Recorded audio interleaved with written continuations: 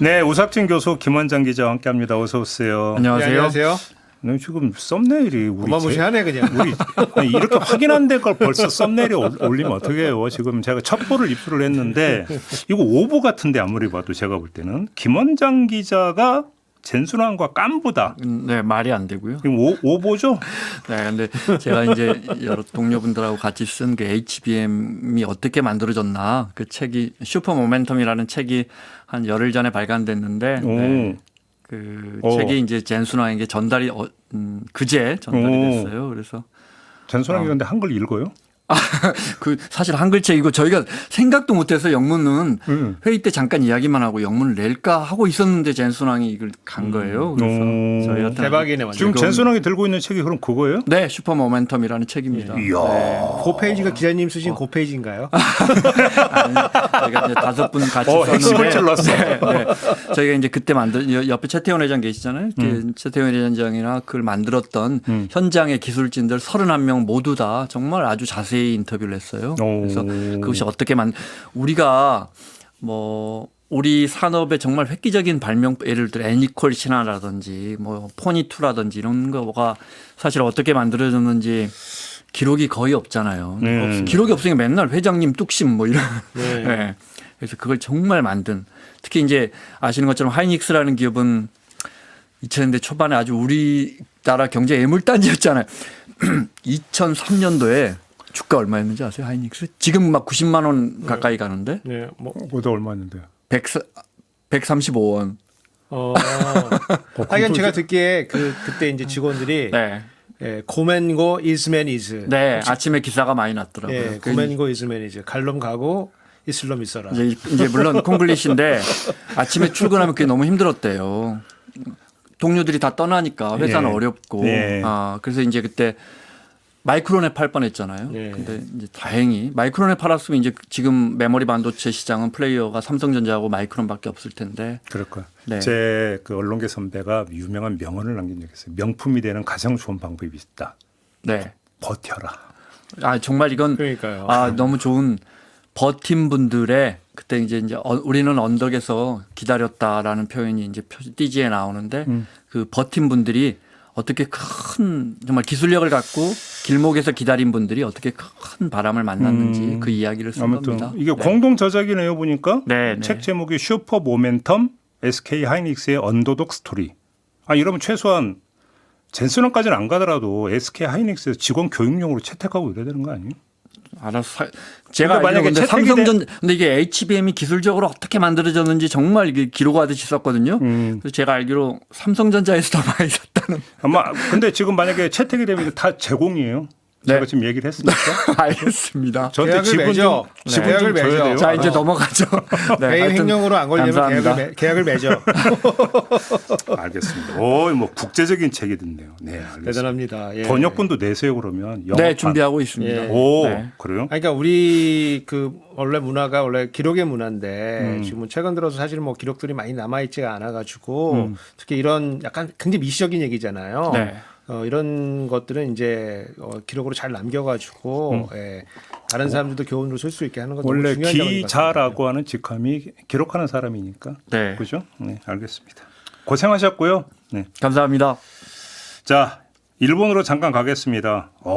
다카이치 총리의 승부수가 뭐 기가 막히게 통해가지고 뭐 어마어마한 의석을 얻었습니다. 그리고 나서 이제 사나이노믹스 얘기가 나오더니 뭐예요? 이게? 다카이치 사나이니까 그러니까 어떻게 하겠다라는 거예요? 뭐 재정 많이 풀고요. 네. 적극 재정하고 소비세 같은 거 일부 줄여주고 식료품 같은 거 이제 세금 깎아주고 이렇게 해서 경기를 부양해 보겠다는 겁니다. 이렇게 하면 우리가 이제 뭐 돈 풀고 세금 깎아주면 제일 우려하는 게 인플레이션인데 그렇죠.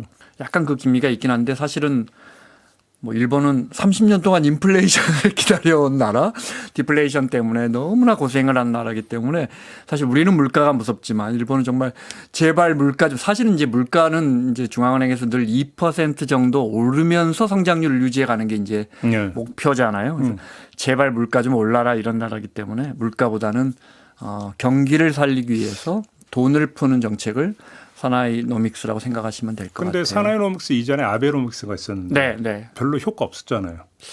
그거는 보는 시선에 따라서는 좀 달라요. 효과가 있었다고 평가가? 보는 분들도 있고요. 네. 그래서 그 아까 그 기자님 말씀해 주셨지만은 그 우리가 뭐 경제학적으로 보면은 이제 실업이냐 인플레이션이냐 이런 기본적인 문제가 있어요.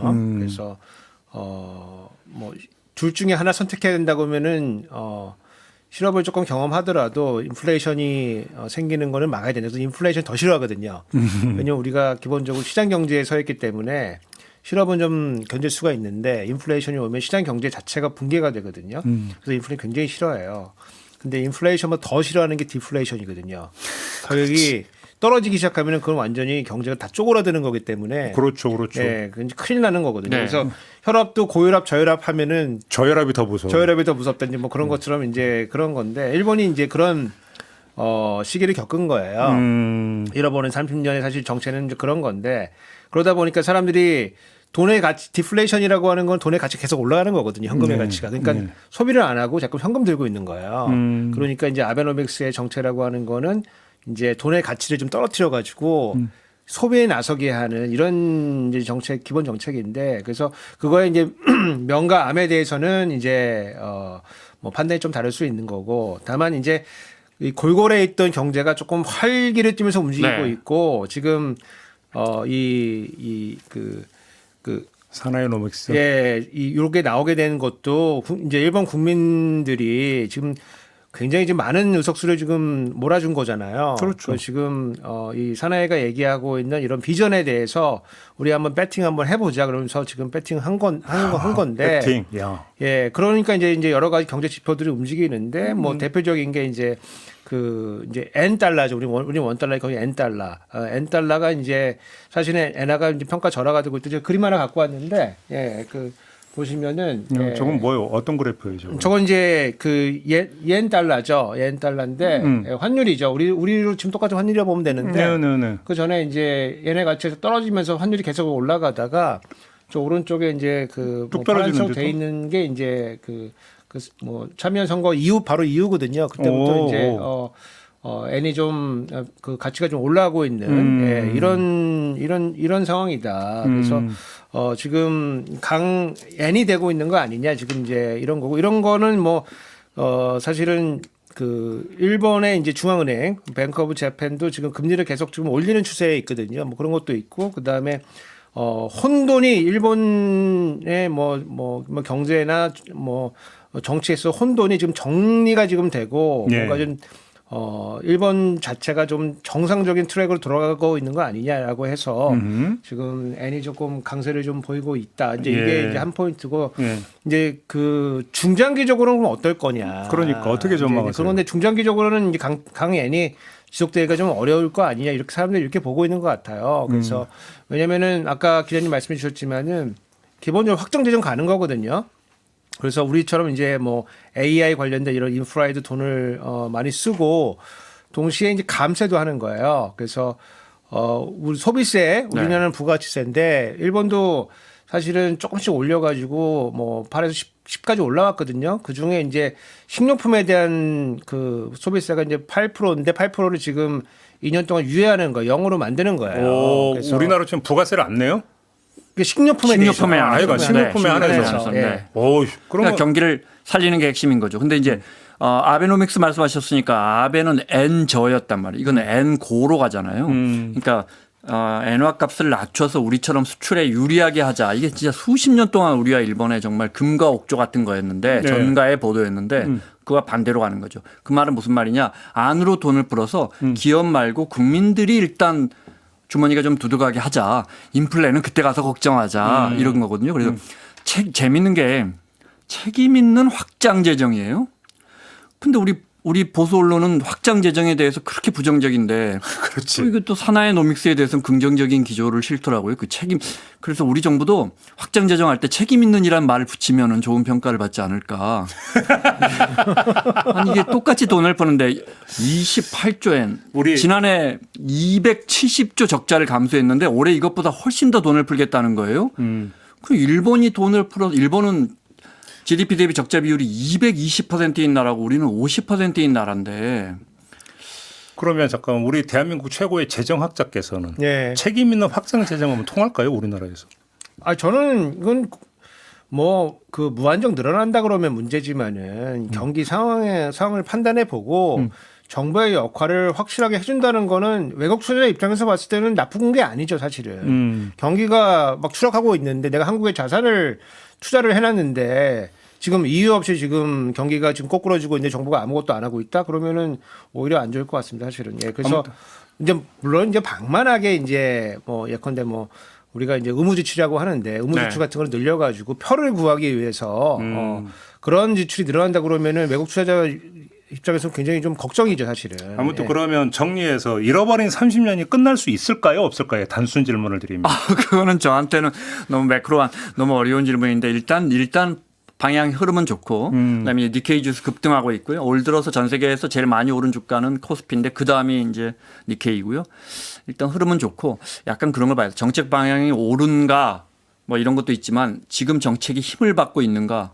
사실 정책이라는 게 뭐 흔들리면 좋은 정책도 이제 효과를 발휘하기 어려운데 지금 이제 일본과 우리나라 둘 다 좀 강력한 리더십으로 확 밀어붙이는 게 있거든요. 그 정책의 옳고 그름을 우리가 그건 이제 뭔 결과로 나오겠죠. 네. 그래서 굉장히 강력한 리더십으로 밀어붙이고 있어서 추진력은 있어 보인다. 네. 교수님은 어떻게 전망하세요? 그러니까 지금 이제 소비세 감세를 하는 건데 그래서 이제 뭐 식료품 관련된 거니까 먹고 사는 거의 가격이 이제 조금 자기 소득으로 좀 가능한 가처분 소득이 늘어나는 그런 효과가 있기 때문에 뭐 일단 뭐 내수에는 좋을 것 같아요. 근데 이제 이렇게 감세를 하다 보니까 이제 세금이 들어와야 되는데 그 지금 이게 안 들어오게 되는 거잖아요. 그렇죠. 이 규모가 좀 한 30조 엔 정도 된다 그래요. 30조 엔. 예, 엔으로 따져보면 이게 이제 그 일본의 교육 300조 조금. 예, 교육 그 예산하고 맞먹는 규모라고 지금 그러거든요. 그렇다 보면은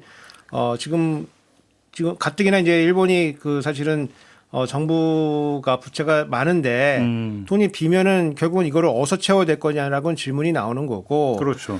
뭐 여기도 지금 그 사나이가 얘기하는 거는 우리도 뭐 지출 구조조정하고 뭐 돈 아껴서 쓰면 된다 이제 이러고 있는 건데. 그러니까 예. 미국에도 돈 보내야 되잖아. 예, 그러니까 지금 일본도 지금 미국에 한번 끌려갔죠 지금.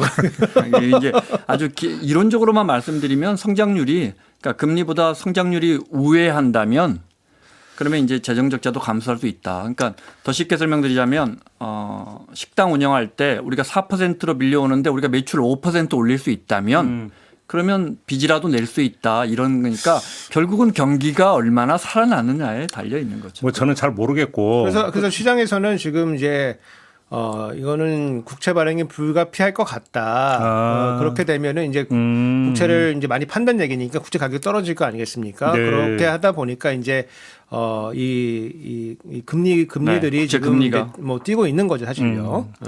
아무튼 저는 잘 모르겠는데 부러운 건 하나 있네요. 그러니까 식료품에 대해서 우리나라 좀 부가세를 그냥 면제해 줬다. 우리도 뭐 이거 우리 안 돼요. 이거 좀 요즘 외식 물가 너무 비싸. 우리도 1차 식품 이런 것들은 부가세가 없기는 면세기 면세입니다. 또 초를 치세요 좀 받아주셔야지. 그래서 아마 그 가서 이제 장 보시고 보시면은 예 부가세 면세된 품목이 이제 기본적으로 철학이 다르죠. 보수 정부에서는 세금을 깎아줘서 국민들의 주머니를 두둑하게, 진보 정부에서는 세금을 더 걷어서 그 돈으로 국민들 주머니를 찔러주자 이렇게 이제 방법이 다르죠. 음식값이 너무 비싸다. 예. 저는 피부적으로 와닿는 것만 보기 때문에 넘어갈게요. 예. 조금 전에 아까 그 SK 하이닉스 하면서 최태원 그 회장 사진 나왔잖아요. 네. 얼마 전에 박살 났잖아요. 네. 상위. 대한상공회에서 오. 일단 네, 그 이야기 좀 해보죠. 아니 왜 그랬대요 도대체? 뭐 그야말로 뭐 쉬운 말로 오버한 거 아니에요? 그걸 왜? 근데 제가 진짜 10월 달에 제가 미디어 오늘에 칼럼 쓰면서 도대체 이 헨리 & 파트너스라는 기업은 연구소는 여기 구글링 해봤자 나오지도 않는데 모든 언론이 지난해 10월 달에 이걸로 그것도 그냥 이렇게 제목이 제가 좀 몇 개 갈무리를 해왔는데 부자라고 하지도 않고 참 제목 정말 잘 붙여요. 부자를 한국의 슈퍼리치 이렇게 슈퍼리치들이 떠난다. 또 한국 부자들의 선택 이민 느낌표. 정말 제목들을 결국 내용은 다 같은 거거든요. 네. 상속세 더는 못 참아 부자들 미련 없이 한국 떠난다 이랬는데 사실은 헨리 & 파트너스라는 데는 영국의 이민 컨설팅하는 아주 조그마한 사기업이었고요. 이민 컨설팅하는 기업이니까 부자들이 막 여기저기 이사한다고 막 과장을 했어야 되는 거 아니에요? 그러니까 제가 이제 보니까 이 그 뉴 월드 웨스라고 하는 남아공 예예예 거기서 1인 이제- 기업이라며. 예, 거기서 보니까 링크인이라고 이제 자기 이제 이력 올리고 막 이제 이런 뭐 명언 같은 거 교환하고 뭐 아니면 뭐 약간 그런 그 사이트를 그 약간 거기를 이제 데이터를 받아가지고 구축 뭐 약간 DB 같은 거 구축한 것 같아요. 그래서 거기에 이제 한국 국적으로 돼 있는데 이렇게 바꾼 사람들 이제 그런 거를 따져가지고 아마 추정을 한 것 같아요. 그래서 이게 정확한 이제 행정 통계는 아니고 이 거기 링크인을 통해서 추정을 한 이제 네. 이런 거니까 이제 공식 통계랑 안 맞는 거죠, 사실은. 국세청이 이제 자료를 뒤늦게 내놨는데 3년 동안 우리가 이민 간 게 2,900명. 그중에 10억 이상 자산을 들고 간 사람이 139명. 이걸 왜 지난해 10월에 그 모든 언론이 이 기사를 이렇게 섹시한 제목으로 낼 때 그때 내지 않았나 좀 아쉬운 감이 있고 제가 그때 그 칼럼에서 말씀드리고 싶었던 건 그래서 어디로 가요? 이게 정말 스웨덴가라 그랬어요. 스웨덴 아바가 세금 비싸다고 30년 40년 전에 스위스로 떠난 예. 그건 너무 재밌잖아요. 그때 이제 지금 세율보다 그때는 소득 세율이 훨씬 거기는 높았을 때니까. 최고가 80%인가 막 이랬다면서 그때 아바 뭐 활동. 근데 미국도 이제 저 레이건 정권 이전까지는 78% 소득세 최고 세율이 그랬으니까. 네, 그건 이제 최고 세율이에요. 최고 세율. 60년대는 그게 90% 이상 넘어갔. 예. 왜냐하면 전 세계의 절반이 사회주의화 되고 있었으니까 자본주의 시장에서도 부자들의 세금을 정신없이 높였죠. 그때는 그런 시절이었고 그때 이제 스웨덴에서 아바가 스위스론가 어디 떠나죠. 근데 갈 곳이 없습니다. 그 기사에 나오는 무슨 사우디 같은 데는 소득세도 받죠. 뭐 증여세 뭐 상속세 당연히 없죠. 외국인에 대한 소득세도 없는데. 쓸데없는 얘기 하나 하면 아바 보면 영상 보면 이상한 옷 많이 입고 나오잖아요. 네. 그거 알고 계시네. 네. 그게 패션이 아니라 그때 이게 그 면세 혜택이 있었대요. 뭐 이런 거는 옷 이런 거는 그래서 일부러 일화가 있어요. 네. 면세용으로 그 옷 보셨구나 그거. 네, 옷이 면세여서 모르겠네. 옷을 이제 500만 원 주고 사면 이제 5천만 원이라고 하고 그러니까. 이제 소득공제 이제 소득공제를 받는 소득공제 거죠. 받는 거기서. 거죠, 우리로 치면. 그만큼 이제 소득이 셌다는 거. 제라르드 바르디유 같은 프랑스 배우들도 러시아로 맞아, 이민 맞아. 가서 러시아 국적 취득하고 욕이란 욕은 다 먹었는데 그런데 이제 프랑스 사람이 생테스베르카 이런 데 가서 사는 거하고 한국 사람이 한국의 부자가 정말 세금이 낮다고 어디 모스크바에 가서 두바이에 가서 사우디에 가서 뭐 버진 아일랜드에 가서 살 수 있을까? 이거는 전 정말 취재 때문에 많이 돌아다녀 봤는데 그렇게 쉽지가 않습니다. 아니 세상에 다 아는 게 있잖아요. 돈만 있으면 대한민국 천국이라고. 어딜 가요 가기는. 근데 그러니까 아까 최태원 회장 얘기도 했지만은 최태원 회장이 만약에 미국에서 사업했었으면은 그 HABM 만드는 하이닉스 이런 기회를 못 받았을 거예요 아마. 그나저나 본질은 네. 대한민국 상속세 수준이 뭐 어떠냐 이게 본질이잖아요. 상속세 비싸죠. 저 상속세 내려야 한다고 이야기하잖아요. 그런데 상속세 때문에 해외를 가면 거기서 정말 어마어마한 세금 예를 들어 2019년에 그 세월호 때문에 유병헌 가족들 그 이제 재산 해외 도피를 하다가 우리 검찰에서 유병헌 막내 아들 뉴욕의 집을 찾아내는데 그게 우리 돈으로 한 45억 하는데 2018년도에 재산세 8천만 원 냈다는 거 아니에요. 우리 돈 한 45억 하는데 재산세 8천만 원. 그러니까 우리 거의 뉴욕주는 유독 비싸요. 캘리포니아하고. 그러니까 어디로 가서 세금을 아낄까? 예를 들어 남유럽 같은 데는 조금 살기 좋잖아요. 포르투갈이나 이탈리아나 스페인 같은 데 우리가 참 여행 가고 싶어 하는 곳인데 예를 들어 그런 데는 기업들에게 사회적 부담을 엄청 우리가 예를 들어 건강보험료 9% 내면 제가 4.5%하고 회사가 4.5% 내잖아요. 이탈리아는 23%를 회사가 부담해요. 23%. 와, 23%요? 그러니까 그런 식으로 그 나라의 그 사회적 기여가 크다는 것은 세금을 많이 걷지 않고서는 방법이 없는 건데 어디로 가? 그러면 이제 우리 부자들이 갈 수 있는 곳은 뭐 라오스라든지 뭐 이런 데 가서 산다는 거예요. 그러니까 이건 앞뒤가 맞지 않는 거죠. 네. 싱가포르에 대해서는 세무사 친구들에게 물어보면 정말 문의가 많대요. 그리고 싱가포르는 실제 가족 기업 만들어서 물론 비자 얻기가 굉장히 어렵지만 뭐 일종의 선택지일 것 같아요. 그런데 싱가포르 여행 가보신 분들 많겠지만 하여튼 뭐 거기서는 껌도 못 씹어요. 싱가포르 일단 공항에 한번 딱 내려보세요. 날씨가 얼마나 좋은지. 네. 네, 그래서 그렇게 여기서 말하는 것처럼 아니, 막 제일 중요한 건 싱가포르 아직도 태형이 남아 있지 않나요? 네. 아니 그러니까 그 이제 사회적 우리도 만들어 빠따형 만들어. 아니 그러니까 그 우리나라가 상속세가 높은 거는 이제 사실이에요. 아, 높아요? 네, 높습니다. 높고 세계에서 두 번째로 높아요. 명목세율이 굉장히 높고 그다음에 그런 것들은 좀 조정을 좀 해줘야 되고 왜냐하면 만들어진 지 꽤 됐기 때문에 이제 어느 정도 좀 조정해줄 소요는 있다. 다만 이제 이것도 뭐 상속세라고 하는 건 이제 사회적인 대타협 과정을 통해서 해야 되기 때문에 국민들이 납득하는 시점에 조정을 좀 해줘야 된다고 좀 보고. 그다음에 좀 그 이 상속세만 근데 혼자 보면 되는 게 아니고 다른 세금하고 다 같이 종합적으로 좀 봐야 되는 거거든요. 그렇죠, 그래서 그렇죠. 예를 들어서 우리가 상속세가 높은 이유가 있어요. 왜냐하면 살아생전에 세부담이 낮기 때문에 상속 시점에 그 재산들이 다 나오는 거거든요. 소득세가 낮다?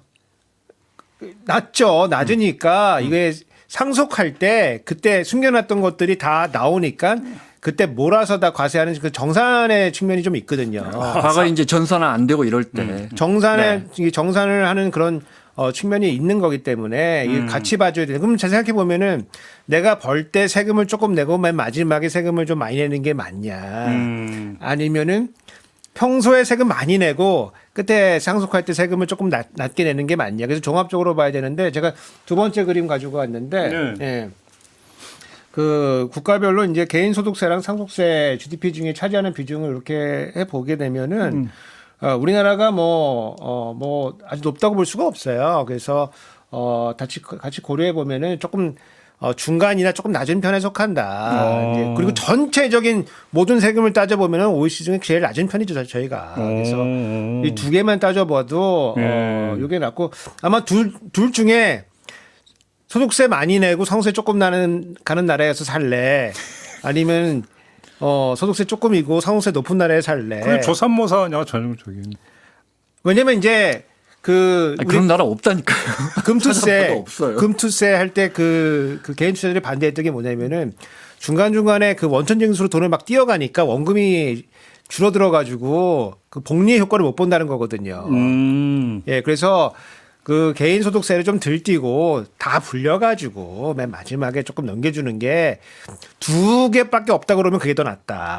그러니까 우리가 돈을 어디다 뭉칫돈을 갖다가 이제 세금 회피 구역에 갖다가 버진 아일랜드 이런 데 가서 묻어놓을 수 있는 방법은 어딘가 있을 수 있지만 그것도 요즘 쉽지 않아요. 전부 우리 들여다보고 있기 때문에 금융정보분석원에서 다 들여다보고 있기 때문에 그것도 쉽지 않은데 근데 이제 그 나라에 가서 지금 경제 활동을 하면서 세금을 낮춰보겠다 이거는 다시 말씀드리죠. 그런 나라가 있다면 미국 부자, 프랑스 부자, 캐나다 부자, 일본 부자 다 그 나라 가서 살고 있겠죠. 에휴, 상속세는 됐고 연말정산에서 조금만 돌려받으면 좋겠다는 생각. 근데 그것도 네. 그 생각해 보시면은 연말정산을 돌려받는 게 내가 이기는 건가?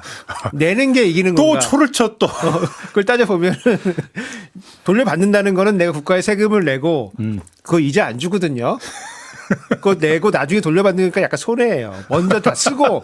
연말정산이라는 게 국가가 이 사람이 1년에 얼마를 벌지 모르니까 대충 지난해 비례해서 일단 세금을 때린 다음에 정산하는 거거든요. 아니 네. 그나마 월급쟁이들의 낙을 그런 식으로 또 이렇게 뭉개세요. 그게 오래게. 조사보다 이거죠.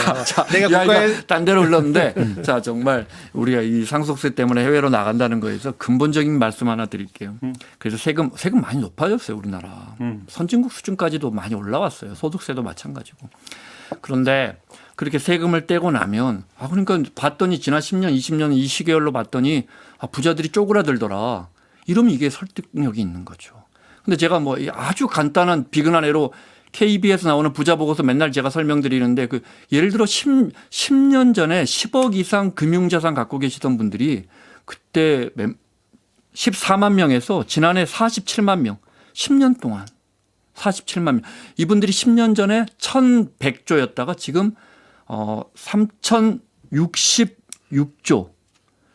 그러니까 해마다 이분들의 자산이 7에서 8%씩 우리가 공교롭게 시장에 M2가 그 정도 풀리는데 그렇게 늘어나고 있거든요. 그런데 왜 떠납니까? 이렇게 늘어나야 되고 이창용 총재가 화내는데 그 M2 기준 바꿨다고. 네. 그래서 이렇게 아니 부자가 늘어나야 되고 너무 좋은 거예요. 우리가 부자가 늘어나야 되죠. 그렇지만 이렇게 쑥쑥쑥 부가 늘어나고 있는데 왜 나갑니까? 알겠습니다. 그러니까 그 세부담이 늘어났다는 거는 전 동의가 안 되는데 우리나라 세부담 계속 줄어들고 있어요 지금. 그래요? 예, 그럼요. 예. 원래 그 보통 우리가 20% 정도에서 21, 22 고조 거기 왔다 갔다 하는 건데 GDP 대비 이제 우리 그 조세 부담이 그 정도 하는 건데 지금 그게 17%대로 지금 떨어져 있습니다. 예, 그래서 오히려 지금 감세가 뭐 어마무시하게 진행이 돼가지고 예, 세부담은 점점 지금 줄어들었어요. 그리고 지금 이재명 정부 들어서도 지금 뭐 최근 들어서 뭐 그 주택 관련된 양도소득세 얘기가 나오고는 있지만은 예, 그 증세에 대한 논의가 지금 그렇게 뭐 많이 있지는 않거든요. 그렇죠. 그렇다 보니까 아무래도 지금 예, 세부담이 어느 나라에서 사는 것보다 상당히 지금 높은 편은 아니다 이렇게 보고 다만 이제 그 이 중산층 서민들도 그 한 20 몇 년 전에 지금 기준이 만들어졌기 때문에 상속세를 내는 사람들이 생겨요. 그래서 요거는 그건 좀 현실화할 필요가 있다. 현실화 시켜줄 필요가 있다. 저는 이제 그렇게 보죠. 제가 이제 세 부담하고 세율하고 조금 다른데 세 부담으로 따지면 이제 교수님 말씀처럼 이제 우리가 생산한 거에 비해서 우리가 저 소득에 비해서 세금을 얼마나 내냐. GDP 대비해서 보면 OECD보다 우리 세금 부담하는 비율은 OECD보다 분명하게 낮습니다. 알겠습니다. 결론을 이렇게 내리겠습니다. 가긴 어딜 가 여기가 천국인데 이렇게 내리겠습니다. 네. 또 하나 여쭤보겠습니다. 우리 김원장 기자에게 먼저 질문드리는데 네. 부동산 감독원 이제 설치된다는 거잖아요. 법안 나왔잖아요. 네. 설치돼. 약발을 어떻게 보십니까? 저는 뭐 굳이 만들 필요가 있나 싶어요. 그래요? 왜요? 만든다니까 뭐. 네. 저는 뭐 자꾸 공무원 수 많이 늘어나는 거 별로. 지금 이제 우리 사회에 안고 있는 이 주택 문제가 근본적으로 꼼수 주택 거래에 의한 것이냐. 저는 이제 구조적으로 늘 말씀드리지만 집을 갖고 있는 게 유리한 사회를 거쳐나가야 한다. 구조에 문제가 있지. 꼼수 거래라는 게 예를 들어 국토부에서 단속하는 것이 이제 뭐 허위 매물이라든지 호가 조작이라든지 이런 거고. 그렇죠. 금감원에서 단속하는 것이 이제 뭐 대출 관련 잘 지키고 있는가 아니면은 청약제도 이런 것이고. 그다음에 국세청에서 이제 그 탈세 관련해서 부모 자식 간의 그렇죠, 아파트 거래 그렇죠. 이렇게 꼼수로 하는가 그렇죠. 이런 걸 이제 각 기관들이 들여다보고 있고 그걸 강화하고 있는데 이걸 할 수 있는 기관을 만들 수도 있죠. 그런데 저는 이제 근본적인 문제가 이게 아니라고 보는 거죠. 네. 교수님 어떻게 보세요? 제가 또 이제 공무원도 취재해봤잖아요. 예. 뭐래요? 총리실에 전화 걸어가지고 예, 쭉 물어봤더니 이제 문재인 정부 때도 이런 거 한번 하려고 했다가 잘 안 됐거든요. 그때는 이제 국토부에 놓으려고 했는데 그 부처들이 반대해가지고 자기 권한들이 넘어가니까 그래서 뭐 대의 명분은 집어치고 일단 우리 권한이 넘어간다 그러니까 공무원들이 반대해가지고 일단 진행이 안 됐어요. 근데 지금은 요거는 총리실에 놔두는 거기 때문에 그렇죠. 오히려 자기네 파견 자리가 늘어날 수가 있다. 그래가지고 지금 협조가 돼서 지금 1차 천리로 진행 중이다. 지금 그래서 일단 진행 중이고 지금 뭐 없는 거를 한다는 게 아니고 모은다는 거다. 그렇지 맞아요. 모은다는 거다. 이제 그렇게 해서 지금 제가 봤을 때는 이제 진행은 될 것 같아요. 될 것 같고 다만 이제 이게 금융감독원이랑 이제 부동산 감독원이 이제 똑같은 거라고 이렇게 보시는데 금융감독원은 주로 그 기관의 임직원 금융기관이나 임직원들을 대상으로 많이 하고 있거든요. 네. 그래서 이거 잘 훈련된 사람들이에요, 사실은. 그리고 이 규칙도 잘 이해하고 있고. 근데 부동산 감독원이 이제 단속하게 될 대상은 바로 직접 국민이 될 수가 있거든요. 그렇죠. 그러면 여기는 아주 훈련된 사람들이 하는 것도 아니고 하다 보니 이제 여러 가지 문제가 발생될 수 있어가지고 그거를 이제 이렇게 강한 공권력으로 이제 통제하는 것이 과연 생각한 대로 잘 작동할 것인가. 그거에 대한 저는 우려는 좀 남아 있고요. 지금 뭐 감사원도 마찬가지고. 그다음에 국세청도 마찬가지입니다. 그래서 뭐 조사나 이런 걸 나가면은 영장 없이 다 들여다보거든요. 그리고 그 압수수색 영장 없이도 다 들고 갑니다. 예. 근데 그런 비슷한 권한을 금융감독원도 가지고 있어요. 그래서 영장 없이 그 관련된 계좌들을 막 열어보는데 이런 유사한 권한을 지금 부동산 감독원도 지금 갖게 되는 거거든요. 그래서 여기 물론 부동산 협의회라는 걸 이제 둔다고 돼 있는데 그게 얼마나 통제될지 얼마나 잘 통제될지 모르기 때문에 국민들이 이제 내가 한 행동에 대해서 누가 와서 이제 영장 없이 축축 열어본다는 것에 대해서 상당히 이제 두려워할 수 있기 때문에 그러한 부분은 진행되더라도 불식할 수 있도록 조금 더 완충작. 근데 네. 청문회 보면은 뭐 편법 증언이 뭐 불법 분양 신청이 뭐 계속 나오잖아요. 그런 건 필요할 수도 있잖아, 사실. 그렇지 않나요? 아니 청문할 때마다 부동산 관련해서 편법, 지금 기관들에서 위법, 그 뭐. 부서에서 그걸 강화하면 되지 않나 싶은데 저는 이것보다 더 만들고 싶은 기관이 있어요. 뭔데요? 농약감시원. 그래서 어디서 나오는 귤은 껍질에 농약이 얼마니? 어디 마트에서 파는 농협감시원이 아니라 농약감시원. 어디서 나오는 딸기는 검사해봤더니 전혀 농약이 없으니 그냥 드셔도 됩니다. 뭐 이런 거 그냥 그런 거 하나 만들면 좋겠어요. 깨끗하게 씻어서 드세요, 그냥. 저는 여기 색깔로 네. 빠져서 어제 저희가 김원동 전 SH 사장하고 인터뷰를 했는데 네. 제가 과문에서 저는 처음 들었는데 공공임대주택 사업은 SH나 LH도 재산세 낸대요. 그렇군요. 저도 네. 몰랐네요. 어제 네. 처음 들었어요, 저는. 그분은 이제 반값 아파트 전도사시죠. 예, 네. 그래서 아이가 아니 공공임대주택을 그 제공하는 LH나 SH도 재산세를 다 내는데 왜 등록 임대 사업자한테는 안 받는 이게 말이 되냐 이 얘기는 전 처음 들었어요, 그 얘기.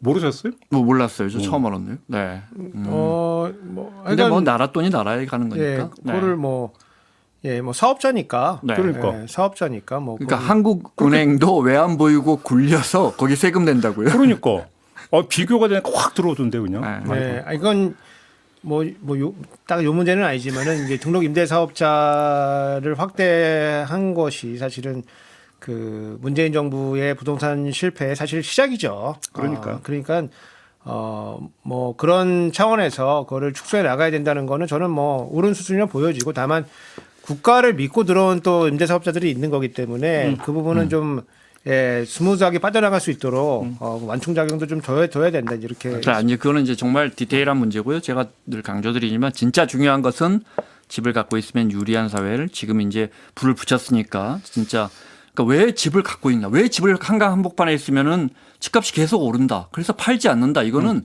투기적 수요가 아니고 매우 합리적 선택이라니까요. 네. 그러니까 집값에서 나오는 이익이 많다. 그러니까 자본시장에서 유독 증시보다는 부동산으로 돈이 가 있고 거기서 안 나온다. 그러니 거기에 이익률, 수익률을 좀 낮추자. 수익률을 낮추려면 그러니까 한강벨트에 있는 집의 수익률을 낮추려면 그러면 결국 그 수익의 일부를 사회가 가져오는 수밖에 없는데 그거는 과세밖에 없지 않느냐.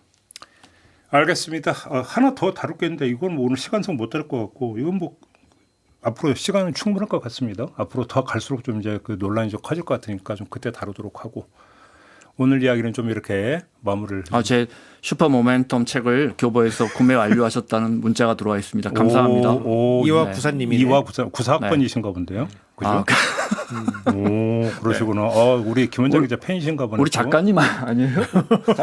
우리 작가님 같은데? 아니래요. 아무튼 저기 직원용 교재 채택하면 책을 갖고 오셔가지고 알았지? 네. 다시 한번 강조. 네. 촌철님한테 좀 싸드리세요. 알겠습니다. 그런 네. 이벤트 주 좋아요. 네. 마무리하겠습니다. 두 분 수고하셨어요. 감사합니다. 감사합니다. 네, 저도 물러가겠습니다. 고맙습니다.